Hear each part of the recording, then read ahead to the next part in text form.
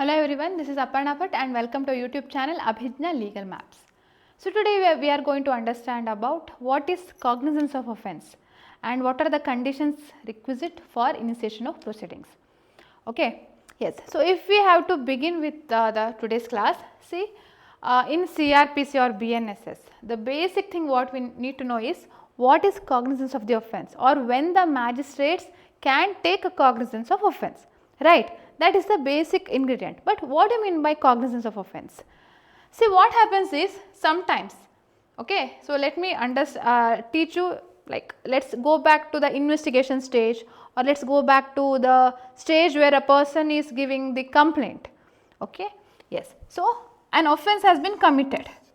With regard to this offence, a person, he is going to the police station, and in police station what is happening? They are registering the FIR, or it could be non-cognizable case also. If it is non-cognizable case, they have to take permission from the magistrate to conduct investigation also. Otherwise, they can directly start with the investigation if it is a cognizable offence. So, when it is a cognizable offence, what happens? They will register the FIR and they will conduct the investigation, and later they will submit the charge sheet. They will submit the charge sheet to the magistrate.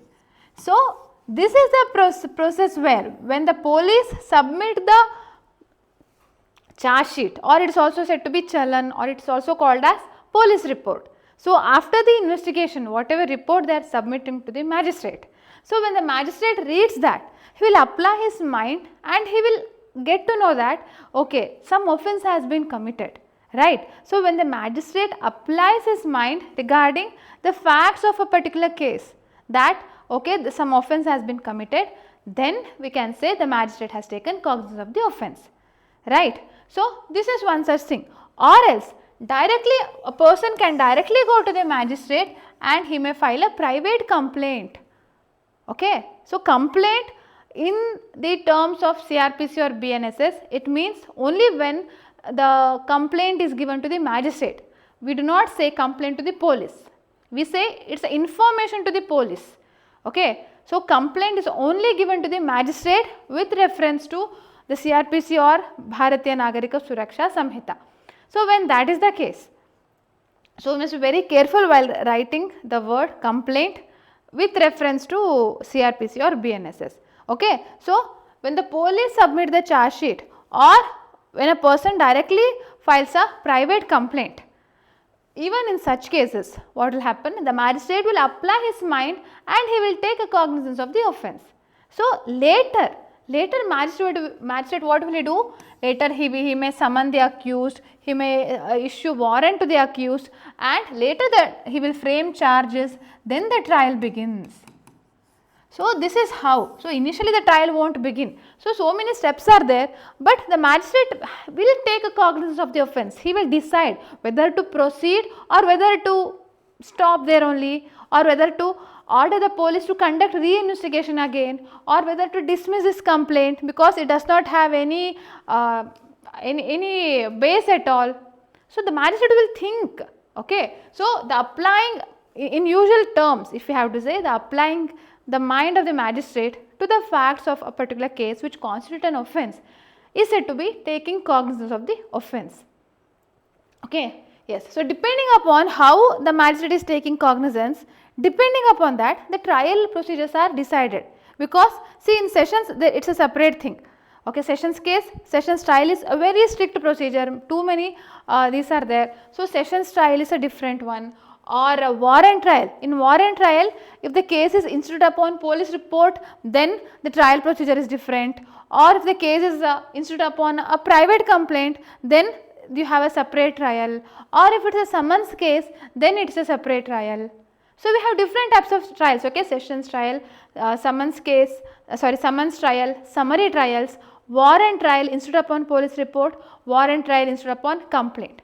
So, like this, because the method is different, because here we have so many documents, so many details here, but whereas when a private complaint is given, it is only a complaint, it does not have any other documents as such. So, the trial procedure cannot be the same for both kinds of these methods, right. Hence, the trial procedure is different, because in some trials more and more evidences are being taken. Okay, yes. So this was all about like introduction to what is cognizance of the offence. So when this is the case, when we have given the introduction to the cognizance of the offence, let's understand which sections of CRPC or BNSS relate to this. Okay. So earlier in CRPC section 190, right from section 190 to section 199, we had the provision relating to cognizance of the offence. So when you get a question regarding what do you mean by cognizance of the offence, this section is very important. Okay, cognizance of offence by magistrate. And in the next case, we can see that limitations.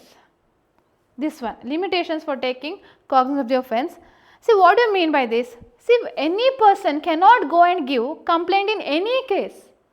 Okay, if it is a case relating to marriage, a person has remarried, he has 2 marriages which amounts to bigamy, but neither police cannot go and file a case, neither some third person cannot go and file a case, only the aggrieved person, that is his wife, basically his wife, the first wife, she can go and file a complaint. So only when such person who have been mentioned in the particular sections, if they go and give complaint relating to such offences, only then magistrate will take cognizance. Otherwise, magistrate is having no power to take a cognizance of offence. He cannot proceed further. Sometimes, see, sometimes in some cases, the case requires the sanction of the central government, sanction of the state government. So without the sanction, they cannot proceed. Magistrate cannot proceed further. Right. So likewise, so many things happen. So that has been given under these sections, section 195 CRPC to section 199, that is section 215 to section 222, what we can say. Okay, so these are relating to the limitations on the cognizance of the offence. This is what we can see here. So this is, and also some minor provisions are there which we can discuss that. So basically section 190 or section 210, they are very important when you get a question. That is the introduction. So what does it say? Section 190 CRPC or section 210 BNS says that who may take cognizance of the offence. So who can take cognizance of the offence? It is the magistrate who can take the cognizance. Basically it is the JMFC, that is Judicial Magistrate of First Class, or sometimes Judicial Magistrate of Second Class, they will also be empowered to take cognizance, even they can take cognizance. Okay. So they can take cognizance of the offence. And what will the magistrate take cognizance? How will he take the cognizance? He can take cognizance in 3 ways. Okay. Basically he can take cognizance when a complaint, what do you mean? Complaint means a private complaint, an individual person, he will directly go to magistrate and he will say that such and such offence has occurred in my place. So please receive this complaint. So when such direct complaint is given without the intervention of the police, that is said to be complaint. It is always given to the magistrate, right. So complaint of such facts is given to the magistrate. So now as per BNSS, they have also included that even some officer, like maybe CBI, special law means CBI or NDPS or different acts are there, right. There if the officer, even he can file a complaint, whatever information he files, even that could be considered as complaint under this section. Even for such things magistrate can take cognizance. Okay. So this is one such fact. And the second thing is based upon the police report or charge sheet, what we can say. Okay. So on the charge sheet, the police can take cognizance of the offence. Magistrate can take cognizance of the offence. And now as per new BNSS, the new change is that even while regarding if the charge sheet is submitted through electronic mode, if they have sent it in electronic PDF or in WhatsApp, I won't say WhatsApp, but recognized methods. I just gave an example. So even if it is submitted through electronic mode, what is submitted? Police report is submitted through electronic mode, then the cognizance can be taken. Or if not police or anyone else, but other than police officer, magistrate is receiving some information that some offence has been committed, then even then he can take cognizance of such offence, or he himself knows that some offence has been committed, or upon his own knowledge, even then he can take cognizance of the offence. Okay. So, this is how we can understand that who is taking cognizance of the offence and regarding what cognizance is taken. And we have to be very careful that Sessions Court cannot take cognizance of the offence.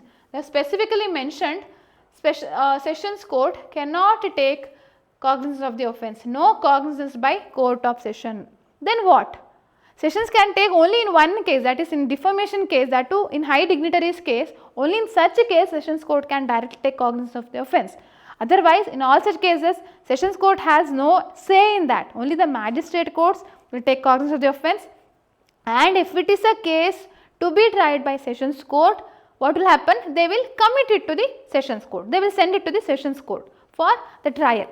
But the initial stage, the cognizance of the offence, it has to be done by the magistrate, that is JMFC only. So, that is a very most important significant section here, that is 214 BNSS. And other cases are like how the application is being transferred.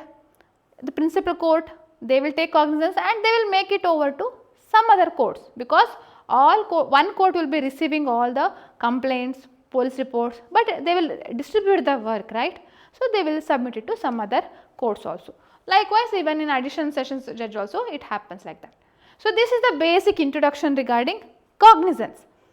In the next class, let us understand what is the limitation for taking cognizance of the offence. Very important, because see, only certain persons can file a case, only certain persons they can even if they file, only then the court can take cognizance. It could be relating to public servants, judges, or in case of witnesses, or regarding criminal conspiracy, or cases against marriage. So, in these cases we can understand that if those persons in certain format, if they submit their complaint, only then the magistrate can take cognizance of the offence, right.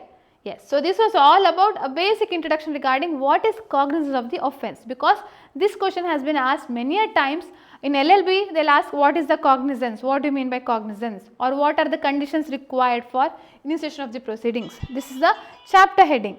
Okay. So, you have to, the basic section is this one, you have to write this, and in question if they continue and ask what are the limitations for taking cognizance of the offence, then you need to write all these points. So, this will be explained in the next class. This portion right from section 215 BNSS I will be explaining in my next class.